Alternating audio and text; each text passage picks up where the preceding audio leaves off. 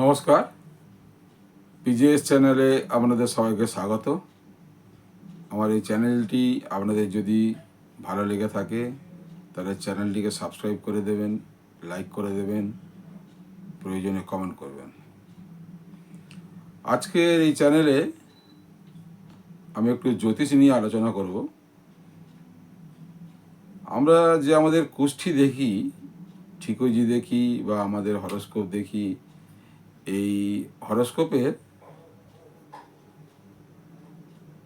প্রধানত 12টা ঘর 12টা ঘর থাকে। 12টা ঘরের প্রত্যেকটার মালিক আলাদা আছে। কোনো গ্রহের দুটো ঘর আছে, কোনো গ্রহের একটা ঘর আছে। আমরা মোট 9টা গ্রহ নিয়ে বিচার করে থাকি। সেই 9টা গ্রহ হলো রবি, চন্দ্র, মঙ্গল, বুধ, বৃহস্পতি, শুক্র, শনি, রাহু ও কেতু। এই 9টা গ্রহ। এই 9টা গ্রহের আমাদের বাংলা মতে যে ছকটা আমরা করি, এটা পূর্ববঙ্গ মতে যে ছকটা আমাদের ধরা হয়, সেই ছক অনুযায়ী প্রথম ঘর হচ্ছে মেষ। মেষ ঘরের মালিক হচ্ছে মঙ্গল। মেষ ঘরের মালিক হচ্ছে মঙ্গল। দ্বিতীয় ঘর বৃষ ঘরের মালিক শুক্র। তৃতীয় ঘর মিথুন ঘরের মালিক বুধ। চতুর্থ ঘর কর্কট ঘরের মালিক চন্দ্র। পঞ্চম ঘর সিংহ ঘরের মালিক রবি। ষষ্ঠ ঘর কন্যা ঘরের মালিক বুধ। সপ্তম ঘর তুলা গ্রহের মালিক সপ্তম ঘরের মালিক শুক্র। অষ্টম ঘরের মালিক মঙ্গল। অষ্টম ঘরের নাম বৃশ্চিক। নবম ঘরের নাম ধনু ঘরের মালিক নবম ঘরের মালিক বৃহস্পতি। দশম ঘর মকর। দশম ঘরের মালিক শনি। একাদশ ঘর কুম্ভ।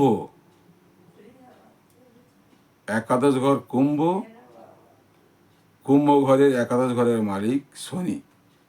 থাকলো দ্বাদশ ঘর হচ্ছে শেষ ঘর।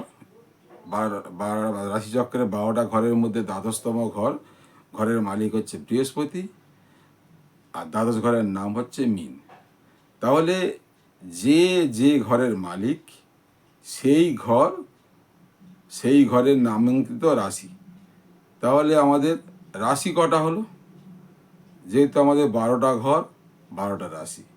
12টা রাশি কি কি? মেষ, বৃষ, মিথুন, কর্কট, সিংহ, কন্যা, তুলা, বৃশ্চিক, ধনু, মকর, কুম্ভ ও মীন। 12টা ঘর, 12টা ঘরের মালিক জানা গেল। এই 12টা ঘরে আমরা হরোস্কোপ তৈরি করার সময় দেখব, যেখানে চন্দ্র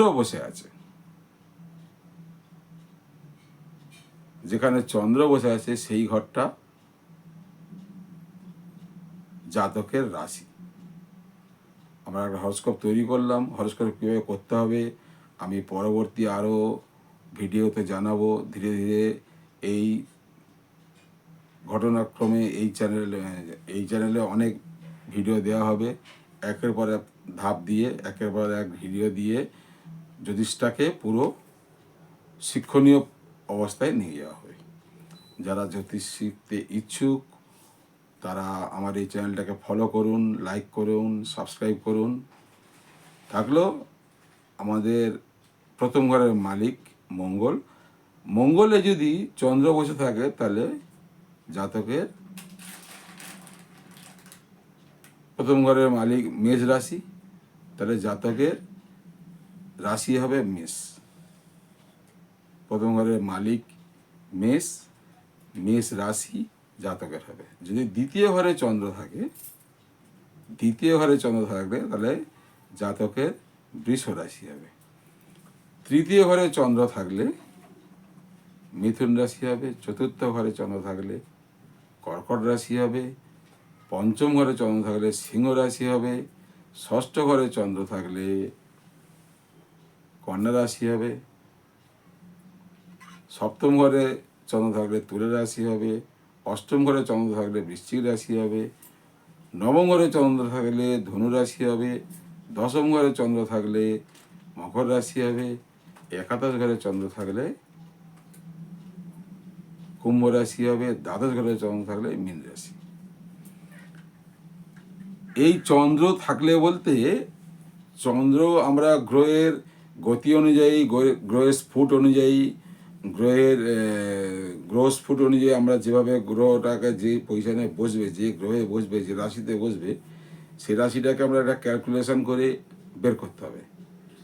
এবারে চন্দ্র বসার সময় যে ঘরে অবস্থান করবে সেই ঘরের মালিকের যার নাম জাতকের সেইটা রাশি হবে। এরপরে লগ্ন কী করে বের করতে হবে বলা হবে।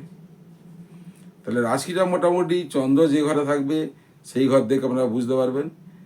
এবার চন্দ্র কোন রাশির কোন নক্ষত্রে বসে আছে, জন্মকালীন অবস্থায় যে রাশিতে চন্দ্র থাকবে সেই রাশিতে কোন নক্ষত্র আছে, সেই রাশির কোন নক্ষত্রের মালিক, কোন কোন নক্ষত্র সেই রাশিতে অবস্থান করছে, বা চন্দ্র কত ডিগ্রিতে আছে, সেই নক্ষত্রগুলো কার কত ডিগ্রি অবধি অবস্থান কাল আছে, চন্দ্র কোন নক্ষত্রে আছে, যে নক্ষত্রে চন্দ্র অবস্থান করবে সেটাকে তার জন্ম নক্ষত্র বলা হবে।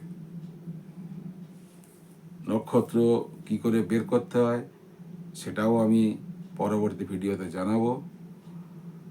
আজকে আপনাদের জানালাম রাশিটাকে কি করে জানবেন। এই ভিডিও যদি ভালো লেগে থাকে লাইক করুন, সাবস্ক্রাইব করুন ও আমাদের সঙ্গে থাকুন, বেল আইকন চেপে দিন। ধন্যবাদ। আজ